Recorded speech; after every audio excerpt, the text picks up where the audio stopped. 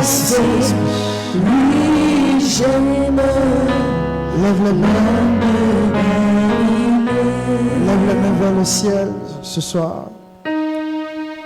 Père, nous avons besoin du Saint-Esprit. Car le travail que nous faisons n'est pas un travail charnel, mais est un travail de l'Esprit. C'est pourquoi ce soir, nous voulons nous abandonner en tes mains. Nous voulons que le Saint-Esprit descende ce soir pour accomplir son œuvre parmi nous. Et que tout ce qui ne t'honore pas disparaisse de ce lieu. Envoie l'Esprit sur la vie de ton serviteur que je suis, afin que je puisse annoncer tes oracles. Lorsque Ézéchiel s'est retrouvé devant la vallée, tu lui as dit, fils de l'homme, est-ce que tu crois que ces ossements peuvent revivre? Il a simplement dit que Seigneur, tu le sais. Et tu as dit à Ézéchiel, ouvre la bouche et dis. Ézéchiel n'a rien fait qui venait de lui. Tout ce qu'il a fait, il a fait sous la houlette du Saint-Esprit. Ce soir, viens délivrer cette église de la tiédeur et emmène-nous dans la chaleur de l'Esprit. Viens nous purifier et sanctifier nos vies afin que nous soyons à l'image de toi. Oh Jésus, sans toi nous ne pouvons rien faire. Merci de prendre le contrôle au nom de Jésus. Amen. On peut se rasseoir. Bonsoir à tous et à toutes. À qui la parole de Dieu fait du bien depuis le mercredi. Quel est le thème? C'est quoi le thème? C'est quoi? L'horreur du péché. Alléluia. Et le mercredi, nous nous sommes arrêtés sur le verset de Éphésiens, c'est ça, hein? C'était nos deux derniers versets, Éphésiens, le chapitre, comment on appelle ça? Chapitre 4, pardon, et le chapitre 5. Amen, amen. Mais avant de progresser, je voudrais vous faire comprendre quelque chose. Alléluia. Nous nous trouvons dans un temps de guerre spirituelle. Dis à ton voisin, nous sommes en guerre. La guerre spirituelle n'est pas manifestée par la prière, non. Ce n'est pas qu'on prie qu'on est en guerre. Est-ce que quelqu'un me comprend ce soir? Ce n'est pas qu'on est en train de prier qui prouve qui montre qu'on est en guerre. Nous sommes en guerre parce que Dieu a planté sur cette terre une assemblée qui a décidé de prôner la vérité. Nous sommes en guerre parce que nous avons accepté de ramer à compte courant. Nous sommes en guerre parce que nous avons accepté de nous soumettre à l'autorité de la parole de Dieu. Nous sommes en guerre parce que nous avons décidé d'être dans la vérité. Le diable n'est pas les églises qui prient, mais il est les églises qui marchent dans la vérité et la sainteté. Déjà, par le fait que nous avons engagé, nous avons parlé, nous sommes en train de parler de l'horreur du péché. Le monde des ténèbres n'est pas d'accord. Vous savez pourquoi il n'est pas d'accord? Parce que la meilleure façon de contrôler l'humanité, c'est à partir du péché. Alléluia. Alléluia. Donc ne pensez pas que la guerre là, ça commence. Non, le fait que vous renoncez à votre vie passée, vous avez déclaré la guerre aux puissances des ténèbres. Mais quand quelqu'un refuse de changer de vie, il ne ferait pas le diable. Dis à ton voisin, ne ferait pas le diable. Amen, amen. Alléluia. Et le péché est un sujet qui a carrément disparu de nos assemblées. Lorsque vous en parlez, on vous voit autrement. Vous ne remarquez pas ça? Attends, vous ne remarquez pas que les gens vous disent que toi tu veux dire quoi? C'est le signe qui prouve que le diable n'apprécie pas cela. Dès que les gens commencent par vous fustiger à cause de cela, ça veut dire que le diable a commencé à s'élever. Amen, amen. Alléluia. Ce n'est pas quand on va commencer à crier.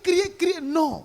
La guerre est déclarée lorsqu'on accepte de marcher selon la vérité. Alléluia.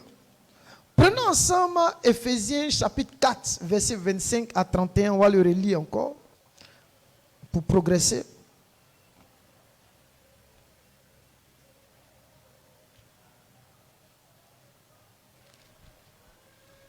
Ephésiens chapitre 4, à partir du verset 25. Vas-y, fais vite. C'est pourquoi renoncez au mensonge. Et que chacun de vous parle selon la vérité à son prochain.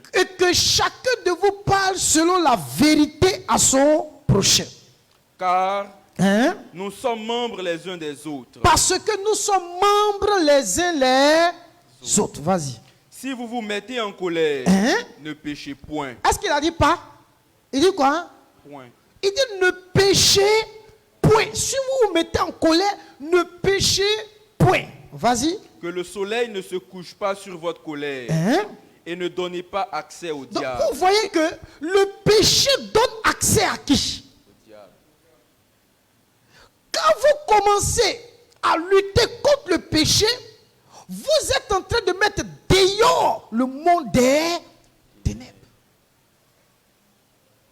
Quand vous commencez par renoncer au mensonge, au péché, vous commencez par dire aux puissances des ténèbres que vous ne voulez plus d'eux dans votre vie. Ce n'est pas une histoire de prière qui va enlever les puissances des ténèbres. Non. C'est lorsque vous comprenez que le péché est la fondation sur laquelle le diable tire l'humanité. Le monde est tenu par Satan à partir du péché. Comment va-t-il gouverner ou bien régner sur le monde ou bien régner sur Adam et Ève? C'est de le faire sortir de la présence de Dieu. Or, quand on dit faire sortir quelqu'un de la présence de Dieu, c'est conduire cette personne-là sur le chemin du péché. Alléluia. Alléluia. Donc, qu'est-ce qui fait que le diable est encore chez toi? Il faut poser la question à ton voisin, c'est quoi? Donc, elle va me dire non, peut-être c'est les alliances que... Regardez comment le diable a fermé les yeux des églises. On dit non, c'est à cause de ce que ton papa a fait qu'il est là. Hein? La Bible dit, prends Ézéchiel chapitre 18. Écoutez bien la parole de Dieu.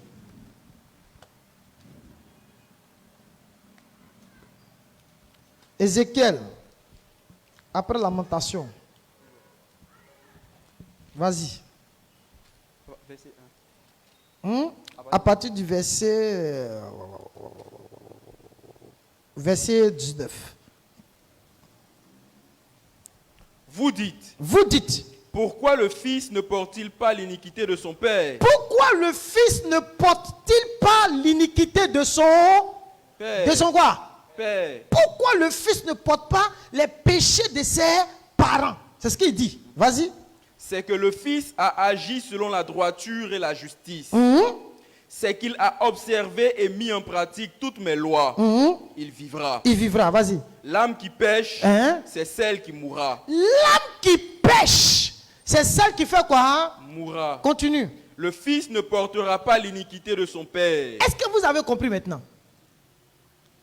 Le Fils ne portera pas l'iniquité de son Père. Continue. Et le père ne portera pas l'iniquité de son fils. Et le père ne portera pas l'iniquité de son Fils. Continue. La justice du juste Hein? sera sur lui. Hein? Et la méchanceté du méchant sera sur lui. Arrête-toi là. Vous avez compris maintenant. La justice du juste sera sur lui.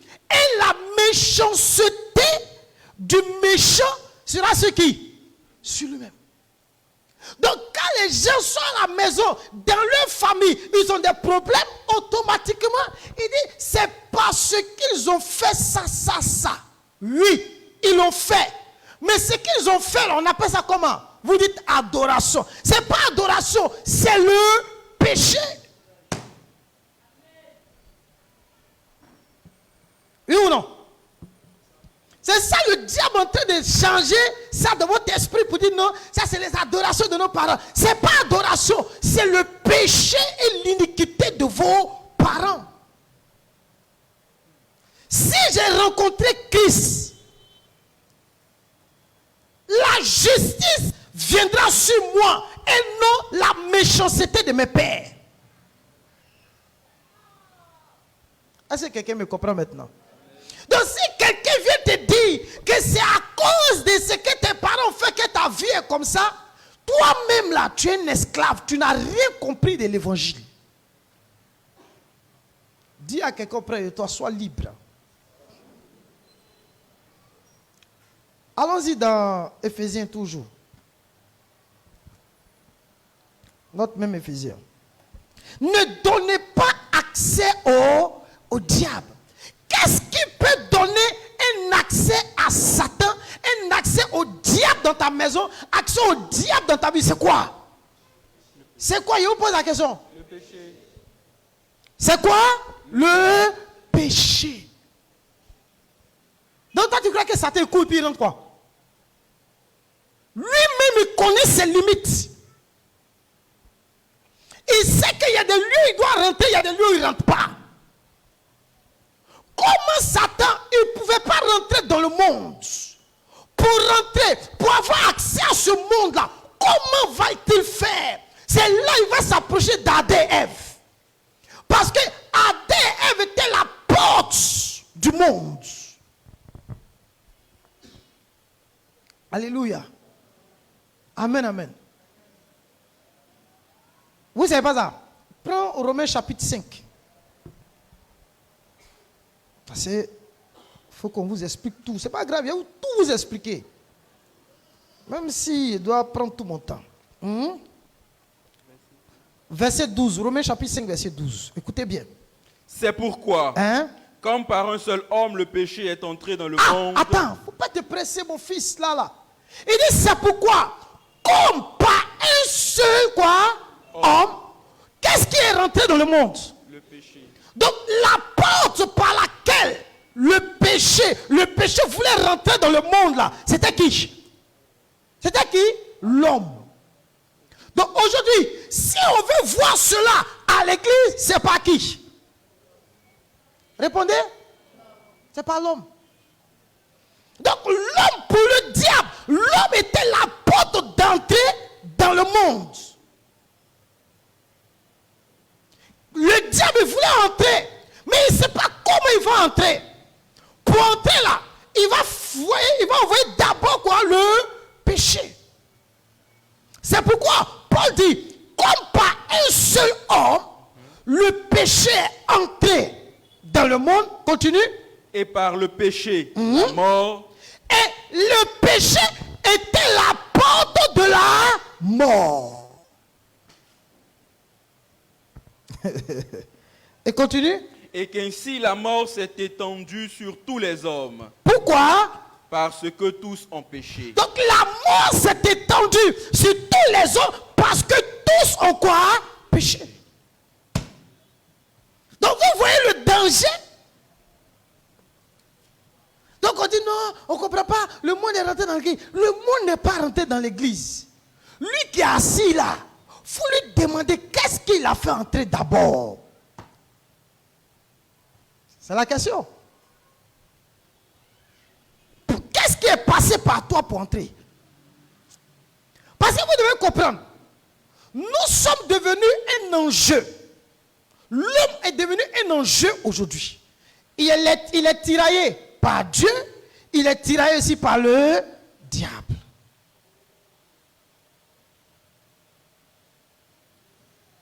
On dit que le diable est dans l'église. Il ne peut pas rentrer dans l'église de Jésus-Christ. Mais s'il est dans l'église, c'est parce qu'il y a des diables eux-mêmes qui sont là. C'est ça. Gloire à Dieu. Amen. Retournons encore à Éphésiens. Et ne donnez pas accès au diable. Vas-y. Que celui qui dérobait ne dérobe. Celui qui vole arrête de voler. Mais plutôt qu'il travaille. En faisant de ses mains ce qui est bien, pour avoir de quoi donner à celui qui est dans le besoin. Qu'il ne sorte de votre bouche aucune parole mauvaise. On dit aucune parole mauvaise ne doit sortir de la bouche de qui? Est-ce que vous savez pourquoi les paroles mauvaises sortent de nos bouches? Vous savez pourquoi? C'est parce que nous, le Saint-Esprit n'y est pas. Quand le Saint-Esprit est quelque part et il remplit ce lieu-là, ce qui va sortir, c'est de bonnes paroles et des paroles qui communiquent des grâces et qui édifient. Quand ça ne sort pas, ça veut dire qu'il n'est plus là. Il faut regarder ton voisin, il faut lui dire c'est quoi qui sort de toi. C'est quoi? Donc vous êtes prêt à lever, lève la main, lève la main. Ta main devient comme une épée. Et puis coupe le diable. C'est des films de Hollywood. Et les films, c'est des science-fiction. Les églises sont devenues des églises de science-fiction. Puis les gens sont là. Et puis, c'est que le diable te fait dépenser de l'énergie. La vraie vérité, là, voilà ça. Alléluia. Dis à ton voisin, voici la vraie vérité. Donc, il dit qu'il ne sorte de votre bouche aucune parole mauvaise. Il parle de ceux qui sont remplis du Saint-Esprit. Continue. Mais, s'il y a lieu, quelques bonnes paroles qui servent à l'édification et communiquent une grâce à ceux qui l'entendent. N'attristez pas le Saint-Esprit de Dieu, par lequel vous avez été scellés pour le jour de la rédemption. Au verset 31 maintenant, il dit quoi? Que toute amertume. Attends, il dit quoi? Que toute amertume. Reprends encore. Que toute amertume. Reprends encore. Que toute amertume. Reprends encore. Que toute amertume. Regardez, il dit d'abord que toute l'amertume est un péché.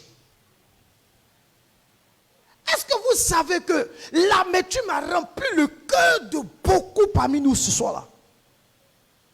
Je vais vous expliquer comment l'amertume vous a rempli. L'amertume, il y a le thème amer dedans. C'est que quelqu'un est amer.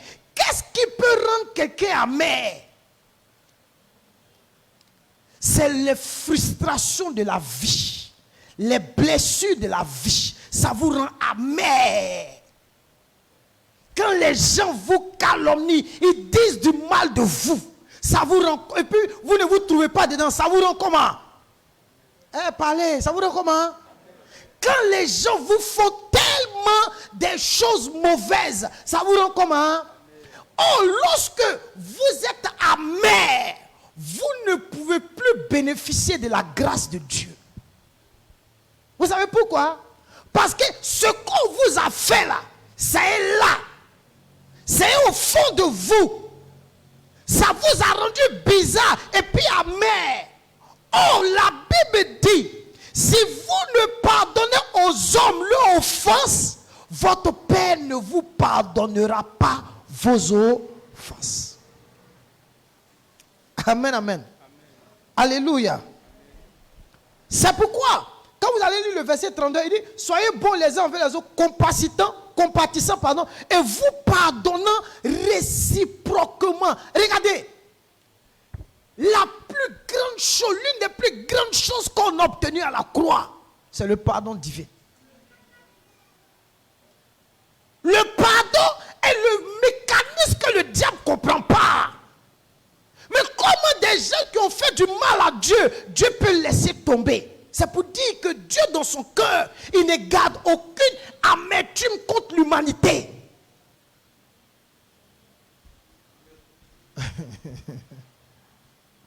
Donc, si, par exemple, Joris, viens ici, s'il te plaît. Si Joris, que vous voyez là, il m'a blessé, il m'a fait des choses, tellement ça me fait mal.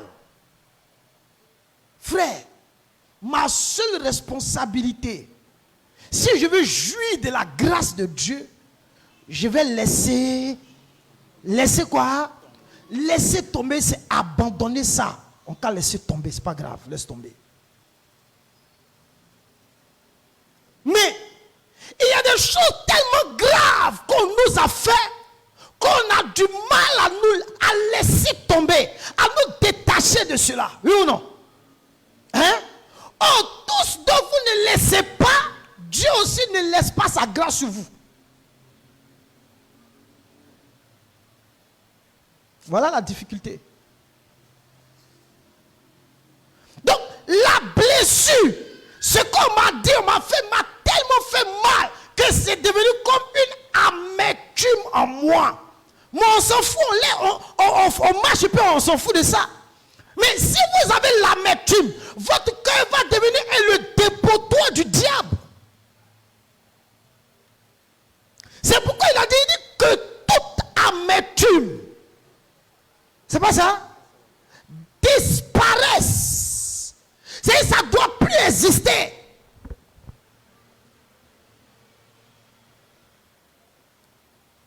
La prière ne peut pas vaincre la haine.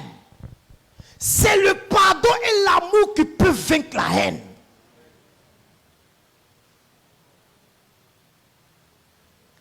Donc si vous n'avez pas le mal en horreur, vous ne pouvez pas suivre Jésus. Il était à la croix et il a dit une parole qui a traumatisé les puissances des ténèbres, qui a jeté, comment on appelle ça même? Comment on appelle ça même? Une confusion dans le monde des ténèbres. Il dit, Père, pardonne-leur parce qu'ils ne savent pas ce qu'ils ont fait. Ils m'ont blessé, je suis innocent. Ils m'ont exposé, je suis innocent. Mais malgré mon innocence, je leur demande pardon. Et en faisant cela, il venait d'ouvrir la porte et de libérer l'humanité de la condamnation. On vous a tellement blessé que vous-même vous avez l'amertume, vous condamnez votre vie par ce péché-là.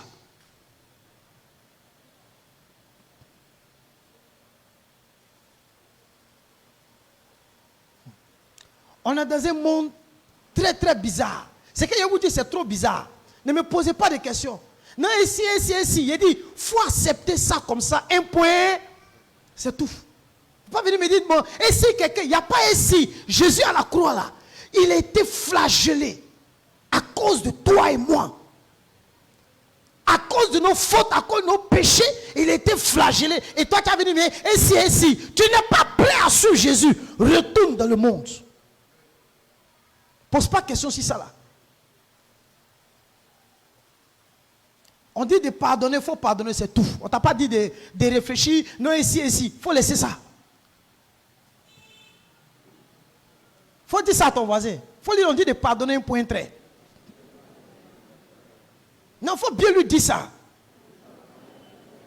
Tout à l'heure, vous étiez chanté, non? C'est là que mon fardeau est tombé.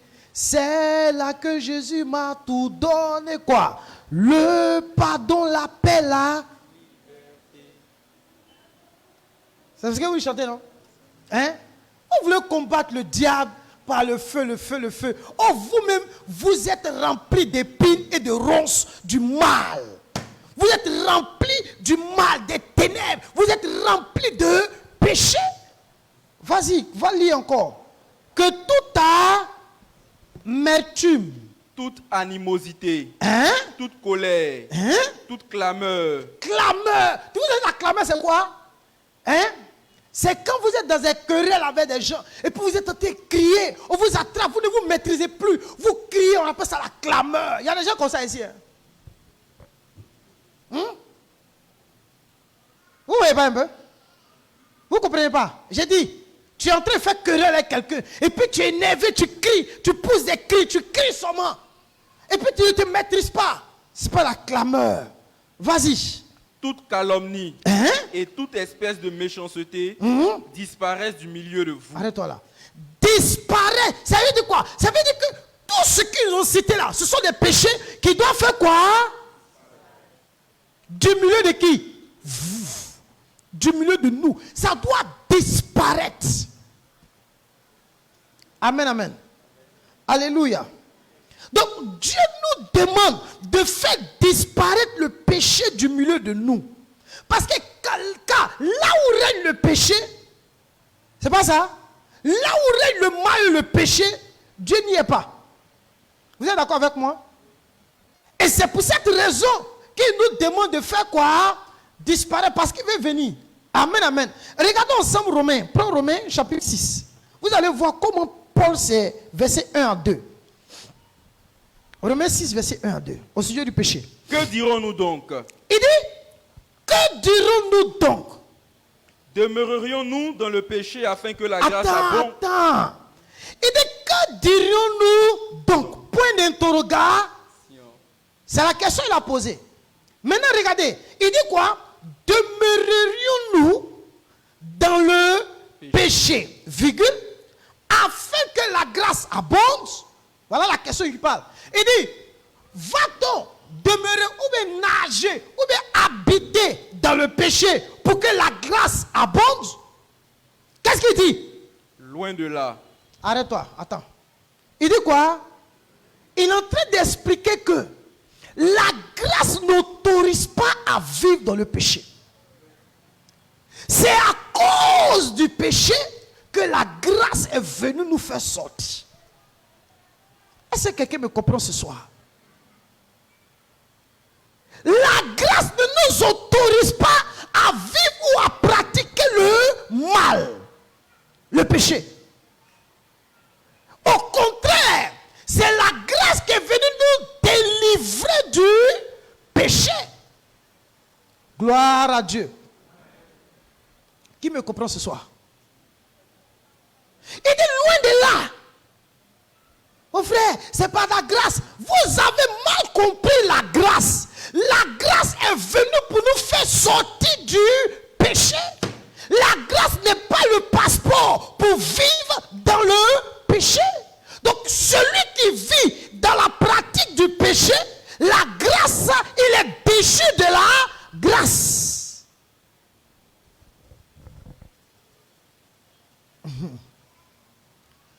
Quand il est déchu de la grâce, est-ce que vous savez ce que ça veut dire? Prends Luc. On va revenir tout à l'heure. Luc, chapitre 1.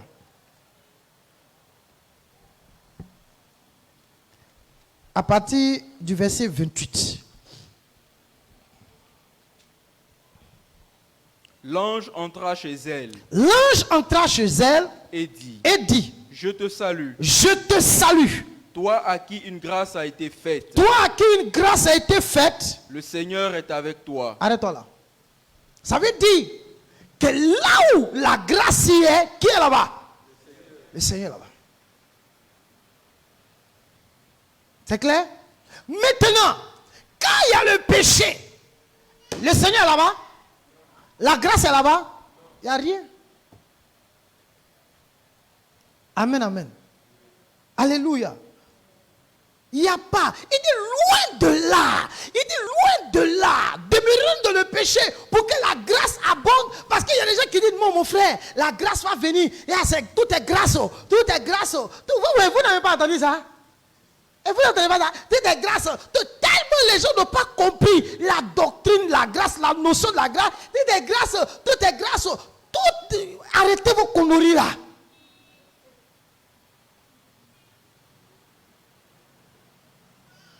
Écoutez, quand vous vivez dans le désordre, pour que la grâce vienne, il faut que vous reconnaissiez vos torts pour que la grâce grâce vienne. Si vous ne le connaissez pas, il ne viendra jamais.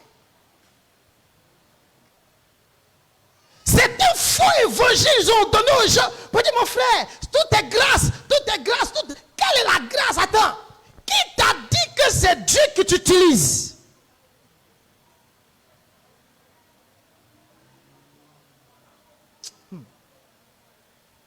Qui t'a dit que c'est Dieu qui te parle? Écoutez, je priais ce matin. J'ai dit au Seigneur, il y a 2 Jésus, il y a 2 Saint-Esprit et puis il y a 2 évangiles. Moi là, les faux là, il n'y a pas dedans. Je veux le véritable. C'est dans le véritable là que je veux. Prends 2 Corinthiens, chapitre 11, à partir du verset 1 jusqu'au verset 3. 3 ou 4 là, hein? C'est ça non? Attends. 2 Corinthiens 11. Okay. Dépêche-toi. Oh. Jusqu'au verset 4, c'est ça. Oh. Oh. Si vous pouviez supporter de ma part un peu de folie. Un peu de folie. Mais vous me supportez. Mais vous me supportez. Car je suis jaloux de vous. Car je suis jaloux de vous. D'une jalousie de Dieu. D'une jalousie de Dieu.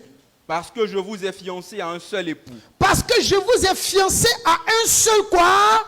Époux. Époux, vas-y. Pour vous présenter à Christ. Pour vous présenter à Christ. Comme une vierge pure. Comme une vierge pure. Vas-y. Toutefois. De même que le serpent séduisit Ève par sa ruse. Retenez, il dit de même que le serpent séduisit Ève par sa ruse. Je crains que vos pensées ne se corrompent. Je crains que vos pensées ne se corrompent. Il y a corruption ici. Hein? Et ne se détournent. Et ne se détournent. De la simplicité à l'égard de Christ. De la simplicité à l'égard de Christ. Vas-y. Car si quelqu'un vient vous prêcher un autre Jésus. Ah. On dit quoi? Si quelqu'un vient vous prêcher un autre Jésus. Je vous dis une chose. Ce autre Jésus-là, il est répandu actuellement. Il ne peut jamais vous envoyer au ciel. Parce que ce autre Jésus-là ne vit pas selon la vérité. Il n'enseigne pas la vérité. Regardez comment nos vies sont en danger. C'est pourquoi, pour protéger sa foi, n'écoute pas tout le monde.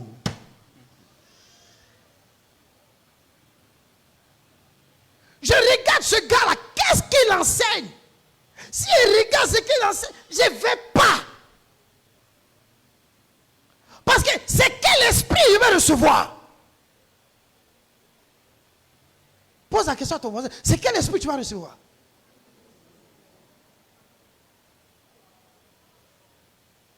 Non, on va partir, on dit non. Les gars, levez les mains et puis vous allez t'entendre. Tu ne sais pas si c'est un démon qui va venir sur toi ou même quoi. Tu ne sais pas. Ah, vous dit on est en guerre là. Vous pensez que c'est amusement. Si un autre Jésus que celui que nous avons prêché, vas-y. Ou si vous recevez un autre esprit. Vous avez entendu, non? Ou si vous recevez un autre esprit. Que celui que vous avez reçu. Que celui que vous avez comment? Reçu. Vas-y. Ou un autre évangile. Que celui que vous avez embrassé. 1 Corinthiens. Vous le supportez fort bien. Vous avez entendu? Il le supporte fort bien. Nous ne sommes pas là pour jouer, pour nous amuser. C'est pour vous montrer combien de fois nous sommes en danger. Il y a la grâce, il y a la grâce, la grâce, la grâce. La Bible dit que le diable se déguise en ange de lumière. Il peut venir dans tes rêves, se montrer même comme, prendre le visage d'un serviteur de... Hey. Pour te perdre là, il ne va jamais venir mentir grossièrement devant toi pour te perdre. Il viendra dans l'esprit de subtilité pour te perdre. Puisque tu n'aimes pas méditer la Bible, tu n'aimes pas l'amour de tu n'as pas l'amour de la vérité, tu n'aimes pas faire lecture biblique, étude biblique, il vient maintenant par ça pour te perdre.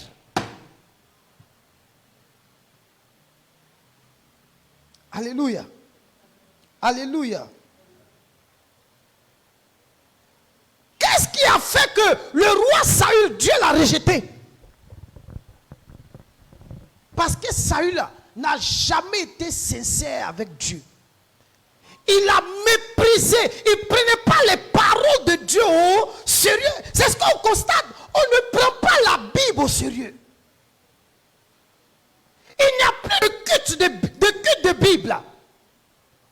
On n'est plus en train de méditer les Écritures. C'est difficile de trouver une femme qui connaît les Écritures, qui est capable de parler des Écritures, comme Priscilla dans la Bible. C'est difficile de trouver même un chrétien qui connaît les Écritures, qui connaît l'Évangile.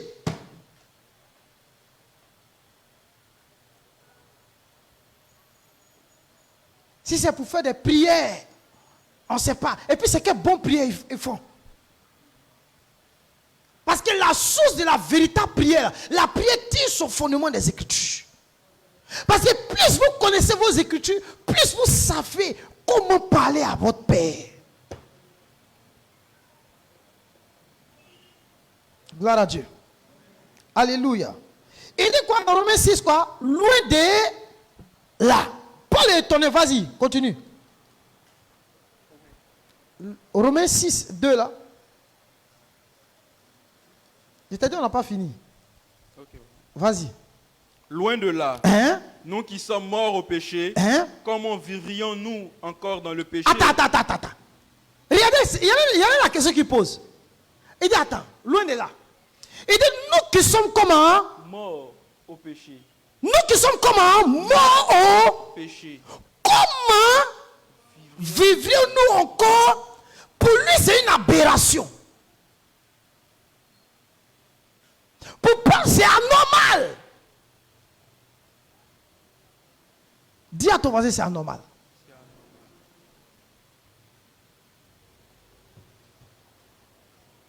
C'est anormal que je te trouve encore dans les clameurs, dans l'amertume. Pourquoi? Parce qu'il dit le croyant est mort. Comment? Pour lui, c'est inadmissible. Comment on est encore attaché à la télé? J'ai demandé au Seigneur, franchement, qu'est-ce qui nous fatigue? Et l'une des paroles que Dieu m'a dites, vous savez c'est quoi? Il dit, vous êtes tellement attachés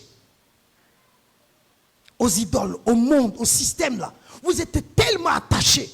Vous avez du mal à vous défaire de cela. Il dit, ah bon? Je dis, oui, vous êtes trop attachés.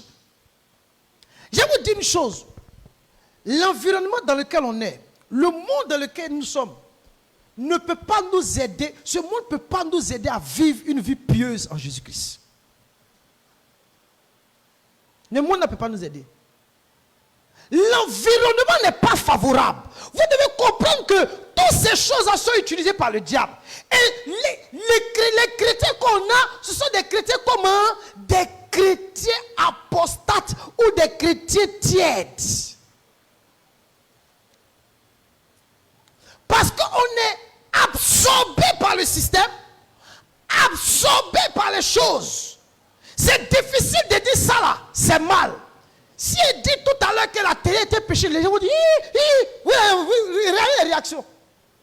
C'est pourquoi l'apôtre Paul a dit, il dit, celui qui veut vivre une vie pieuse en Jésus-Christ sera comment?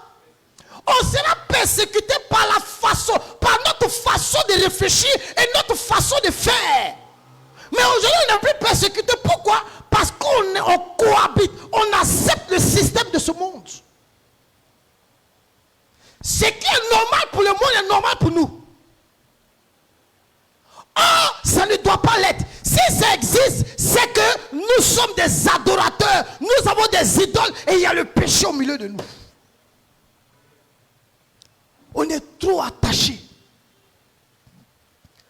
à nos habitudes, nos vieilles habitudes, nos habitudes qui vont contre la parole de Dieu. On est encore dedans. On est attaché à notre tradition. C'est le péché. C'est le péché. on est attaché à ça. Mais quand vous allez vous lever et vous dites non, moi je ne fais pas. Les gens vont dire mais toi mais tu es bizarre. Tu es comme non, je suis chrétien. Oh nous sommes des chrétiens. C'est quelle manière? C'est là. C'est le signe qui montre que quelque chose est en train de se passer dans ta vie.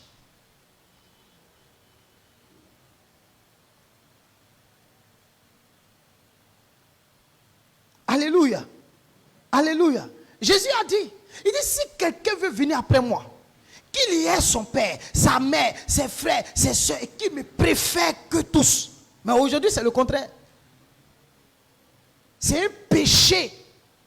Ça veut dire que tu n'es pas en train de suivre Jésus.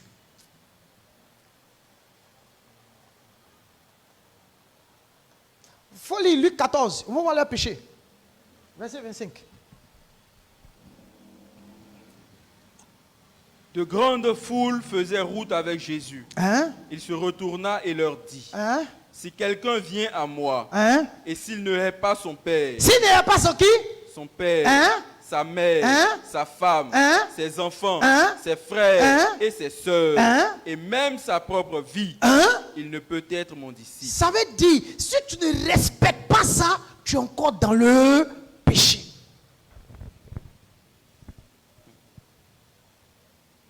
Tu n'as même pas commencé la marche. On est attaché. On ne peut pas se détacher.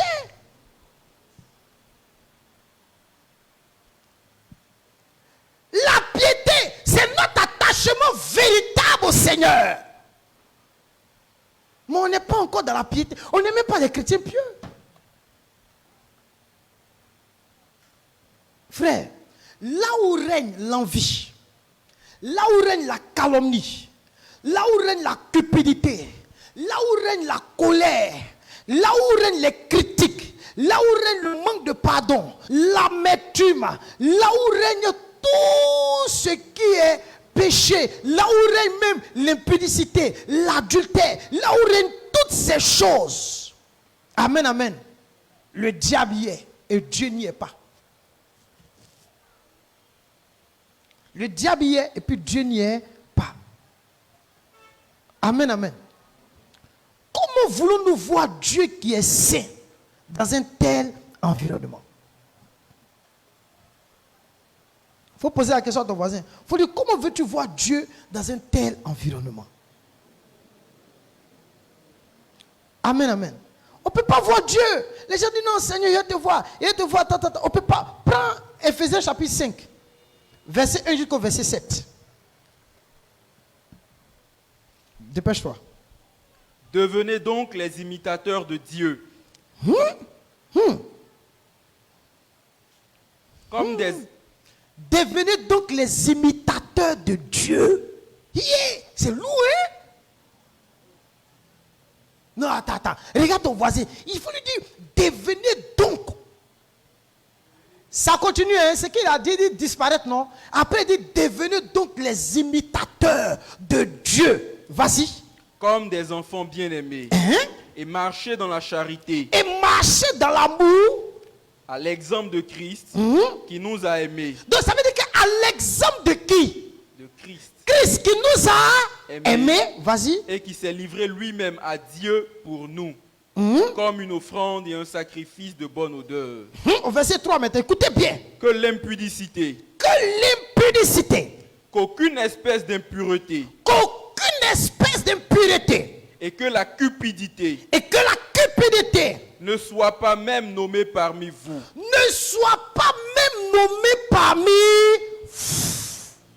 Est-ce que c'est moi qui ai dit? C'est qui a dit? La parole de... Vas-y. Ainsi qu'il convient à des saints. Ainsi qu'il convient. La Bible nous appelle comment? Des saints. Vas-y. Qu'on n'entende ni parole déshonnête. Qu'on n'entende pas parmi vous ni paroles. Des paroles comment? Déshonnêtes. Les malhonnêtes, les malots là. Vas-y. Ni propos insensés. Ni plaisanterie. Ah, voilà l'affaire là.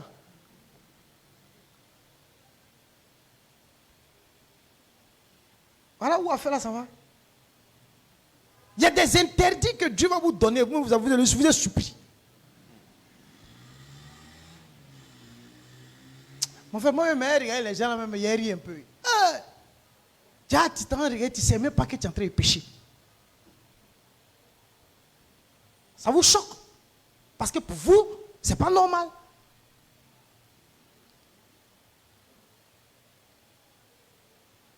Ça veut dire que Dieu veut nous garder loin du système.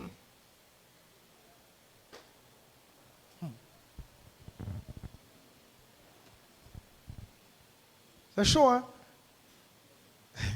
Ça se pose des questions maintenant, c'est en train de rire maintenant. Je vais vous dire une chose. Est-ce que vous savez que les gens ont commencé à plaisanter dans cette affaire de Dieu là? Ils ont mis la plaisanterie dans cette affaire de Dieu là. Au point qu'on voit des gens, mon frère, la grâce de Dieu, c'est pas grave, même si tu souffres, Dieu, la grâce de Dieu va venir vers toi, même les gars, les païens, on dit c'est pas grave, il y a un Dieu pour tout, c'est de la plaisanterie. Même les gens qui chantent, regardez le son de leur musique, ils mettent des sons mondains dedans, et puis ils sont en train de chanter, c'est de la quoi? Ils sont en train de plaisanter. Écoutez, cette histoire d'éternité, elle est tellement sérieuse qu'on ne doit pas rire.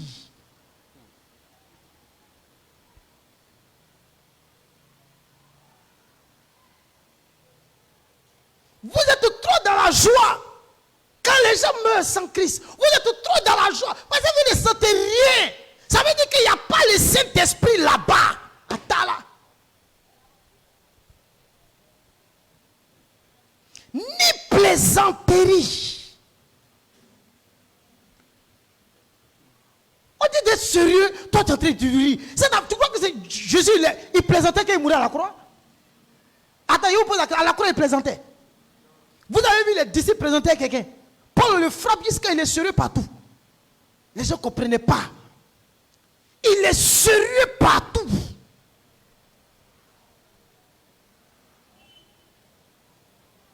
Quand il a vu ça, il dit Dieu, moi-même, je suis le premier plaisantin. Il te demande pardon. Tiens!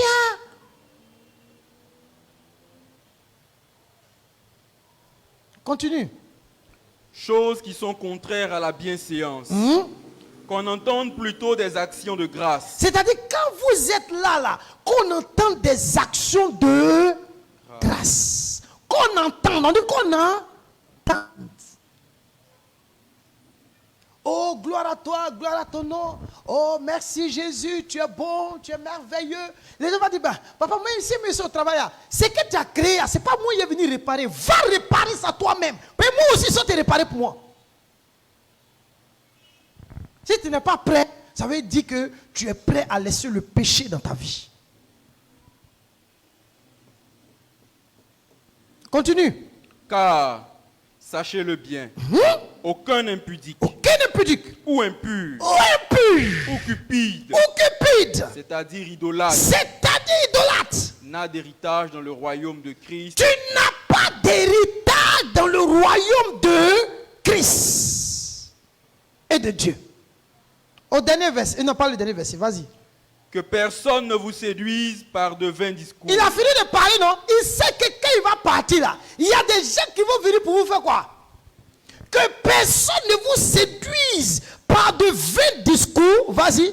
Car c'est à cause de ces choses. Car c'est à cause de ces choses que la colère de Dieu vient sur les fils de la rébellion. Quand on parle des fils de la rébellion, c'est qui? Tout ce qui a été mentionné plus haut là. Si les sénateurs viennent vous dire, laissez ça là. La Bible dit, la colère de Dieu va venir sur vous. Parce que vous devenez ce qu'on appelle des fils de la rébellion. La rébellion, c'est quoi? C'est le péché. Au verset 7. N'ayez donc aucune part avec eux. Ça veut dire quoi? N'ayez donc aucune part avec quoi? Avec qui? Ceux qui vous séduisent. Gloire à Dieu. Amen. Prends 1 Corinthiens 6, verset 9 à 10.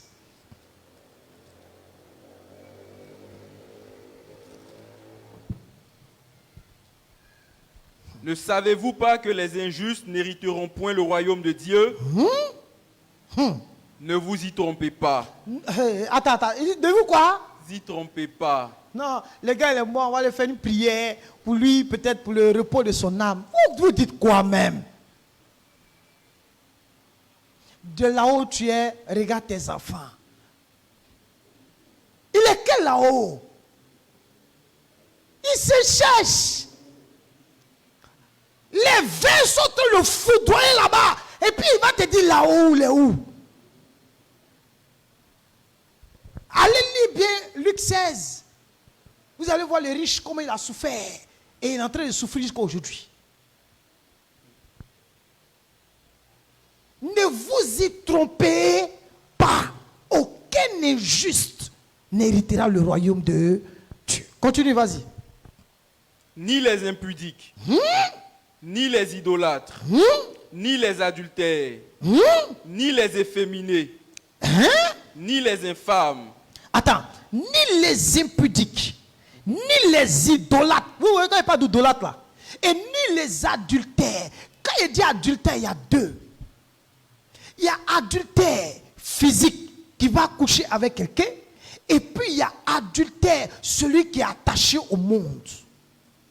Vous deux, vous êtes pareils. Écoutez, la même sentence d'un adultère physique est la même sentence d'un adultère qui aime le monde. Ni les adultères, ni les efféminés. Les gars, ils sont comme femmes. Et puis quand on parle, on dit non, vous avez condamné les gens. Mon frère, tu n'as pas part l'héritage, tu te fais comme femme.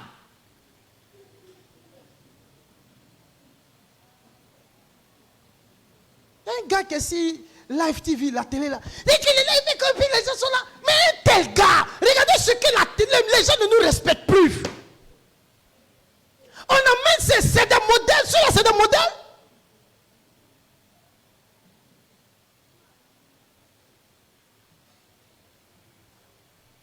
Puis les enfants regardent ça. Et puis, ça vous dit rien. Est-ce que ça dit quelque chose à quelqu'un?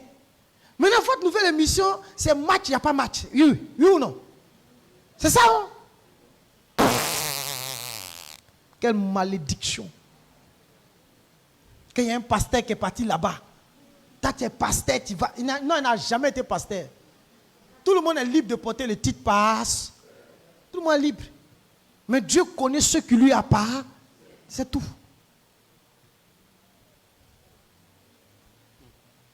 Gloire à Dieu. Amen. Ni les efféminés, ni les infâmes. Quand on dit quelque chose, c'est une infamie en Israël. Et vous avez une infamie. Vous savez c'est quoi? L'inceste est une infamie.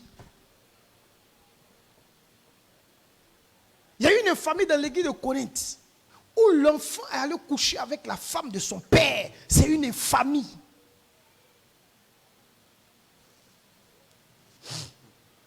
Alléluia. Amen.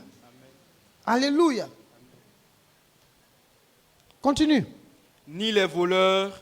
Les voleurs. Les voleurs. On dit les voleurs. Vas-y. Ni les cupides. Ceux qui aiment l'argent. Ni les ivrognes. Ceux qui sont toujours dans le coin de Belledrome en train de boire. Il est tout dans Koutoukou. Il boit. Et puis lui là, demain que je vais arriver, que son âme repose en paix, rip. Vous êtes tous des ripés, vous ripez partout maintenant, vous êtes des ripeurs maintenant. Rip pour lui. Pourquoi? Il est resté dans fait de belé, puis il est mort, puis que Dieu accueille Dieu l'accueille où? Vous payez les salles? Nous sommes ça, vous payez les salles.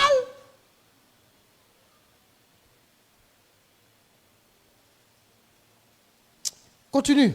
Ni les outrageux, ni les ravisseurs n'hériteront le royaume de Dieu. Arrête-toi là. Amen, amen. Tous ceux-là ne vont pas hériter du royaume de Dieu. Frère, si on est dedans, Dieu n'est pas là. C'est tout. Il n'y a pas de discussion. Il y a discussion maintenant. Hein? Il n'y a pas de discussion. On va prendre un dernier cas. Le message est long, hein. Reprends 1 Samuel 18. On voit notre badé, Saül. 1 Samuel 18 à partir du verset 8. Comment Saül, quand Dieu a quitté Saül là, vous allez voir comment Saül est devenu. 1 Samuel 18 à partir du verset 8. Saül fut très irrité. Et cela lui déplut. Écoutez bien, et cela lui déplut, il dit, vas-y. On en donne 10 000 à David. Et c'est à moi que l'on donne les 1000. Ça veut dire qu'il a commencé à manifester quoi? La quoi? Vas-y, continue. Il ne lui manque plus que la royauté. Il dit, mais il ne lui manque plus que la royauté. Et Saül regarda David d'un mauvais œil. C'est quel autre péché encore? C'est la sorcellerie. Regardez quelqu'un d'un mauvais œil, c'est ce qu'on appelle la sorcellerie. Parce que le mauvais œil, dans les termes même, c'est la sorcellerie.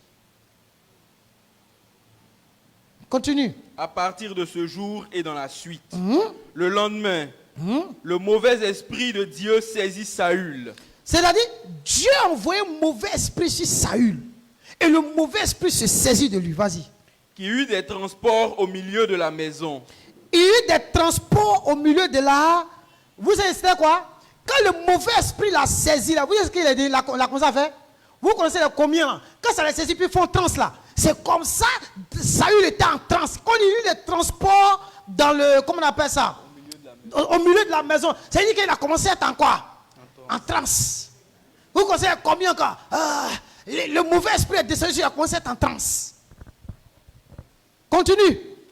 David jouait comme les autres jours. Et Saül avait sa lance à la main. David venait jouer pour que l'esprit là lâche. Vas-y. Saül leva sa lance, disant en lui-même, je frapperai David contre la paroi. Mais David se détourna de lui 2 fois. Il appelle David, David, il faut venir jouer pour que l'esprit avait. Il a une idée derrière la tête. Regardez, quand Dieu abandonne quelqu'un, comment il devient? Quand Dieu n'est plus dans une église, regardez comment l'église devient. Ça devient un lieu de calomnie, un lieu de jalousie, un lieu où règne quoi, même, tout ce qui est mauvais. Continue, vas-y, fais la lecture. Saül craignait la présence de David, parce que l'Éternel était avec David et s'était retiré de lui. Vous avez entendu, non? Il craignait David parce que l'Éternel était avec David et que l'Éternel s'était retiré de lui. Quand Dieu s'est retiré de Saül, regardez ce que ça causait. Il a perdu la présence de Dieu. Il était jaloux, envieux, et il cherchait à ôter la vie à David. Vas-y. Il l'éloigna de sa personne et il l'établit chef de 1000 hommes. David sortait et rentrait à la tête du peuple. Il réussissait dans toutes ses entreprises et l'Éternel était avec lui. Saül, voyant qu'il réussissait toujours, avait peur de lui. Mais tout Israël et Juda aimaient David parce qu'il sortait et rentrait à leur tête. Alléluia. Amen. Alléluia. Amen.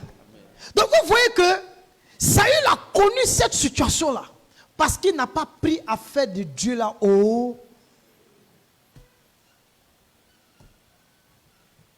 Il n'a pas pris Dieu au sérieux. Gloire à Dieu. Amen, amen. Regarde ton voisin. Il faut lui demander, est-ce que nous prenons cette histoire de Dieu au sérieux?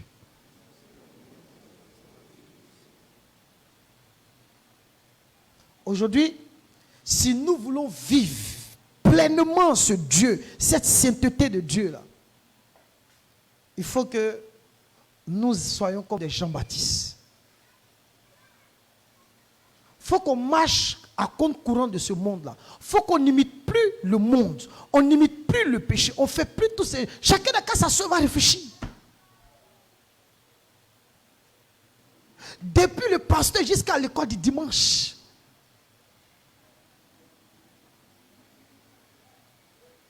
Parce que si tout à l'heure, le monsieur là prend son sifflet et puis fait prrr, tu es sûr que nous allons aller. Pendant qu'il n'a pas encore sifflé, c'est le moment de se lever et que chacun prend notre dernier verset dans Deutéronome.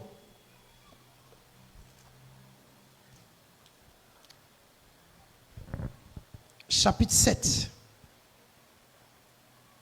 verset 5. C'est le moment que chacun se lève. Deutéronome 7, 5. Voici, au contraire, comment vous agirez à leur égard. Voici comment vous allez agir à leur égard. Vas-y. Vous renverserez leurs autels. Vous briserez leurs statues. Vous abattrez leurs idoles. Et vous brûlerez au feu leurs images taillées. Arrête-toi là.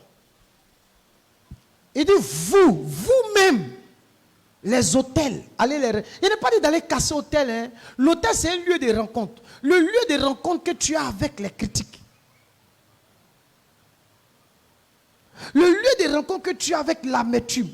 Là où partez-vous rencontrer toutes les fois. Vos lieux de rendez-vous. Quand tu vas t'asseoir, où? Dis-moi où? Le lieu de rendez-vous où le mot t'appelle. Ça, tu dois renverser. Pour renverser, il ne t'a pas dit, Seigneur, il renverse. Non. Bonjour, maître. Ah, ça, tu n'as pas renversé? Hein? C'est tout. Parce que vous devenez comme les... Ouh, quand je te vois, je t'apprécie, tu es... Hey, laisse ça. Du là qu'il t'a mis à teuil. Ça devait ce qu'on appelle des autels. Qu'il faut quoi? Renverser. C'est là les gens vont vous mettre dans prière kilométrique. Puis vous dites, je renverse. Quand tu finis tout ton corps là, suer, tout suer là, sur toi. Puis tu dis là, ah, priez, hein. Priez.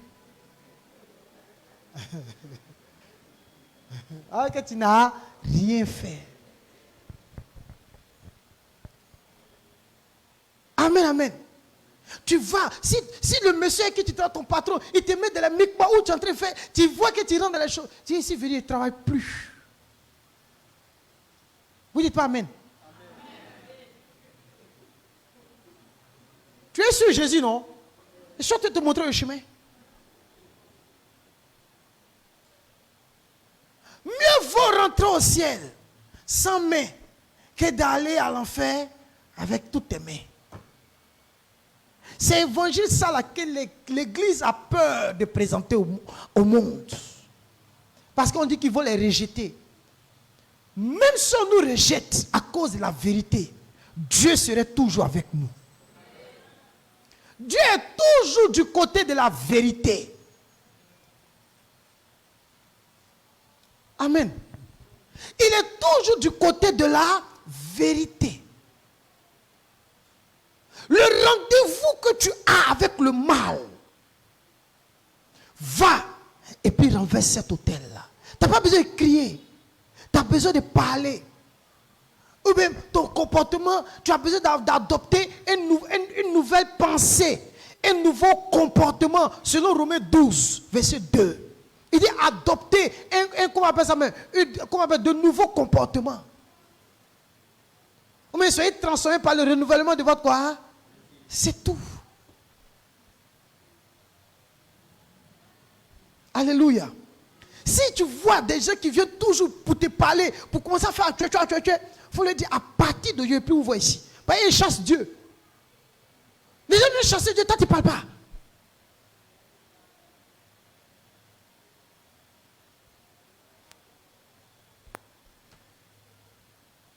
Alléluia. Alléluia. Frères et sœurs, il est déjà l'heure. Il y a un coupé aujourd'hui. Dimanche, on est dedans.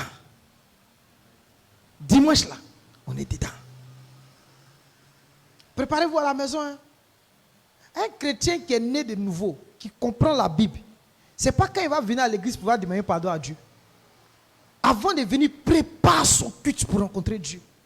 C'est pourquoi on dit, prépare-toi à la rencontre de ton... On ne se prépare jamais. C'est dimanche matin, il va chercher un habit, il va porter. C'est pas ça? Mais moi mon habit, hier est passé, puis il va venir en retard, et puis il va venir s'asseoir. Et puis comment dire, ensemble louons le Seigneur, il est vivant. Et puis lui aussi il est en train de danser. Est-ce que ça va dans ton congro? Ça ne va pas. Tellement on est attaché au retard. Et puis on rit, on plaisante. Ça fait plaisanterie.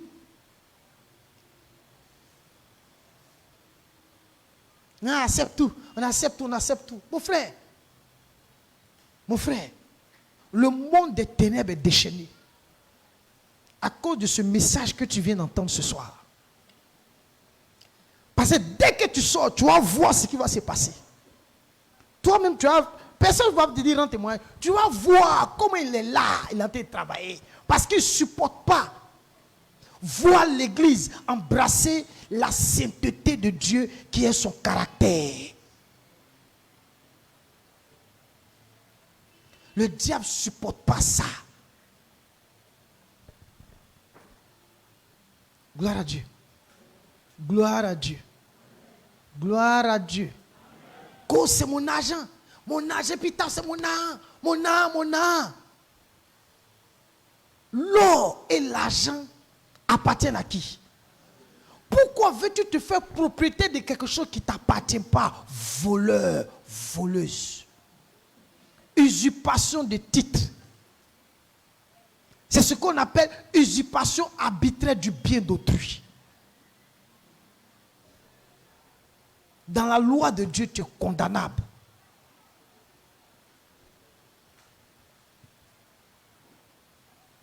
C'est pourquoi renoncez au péché.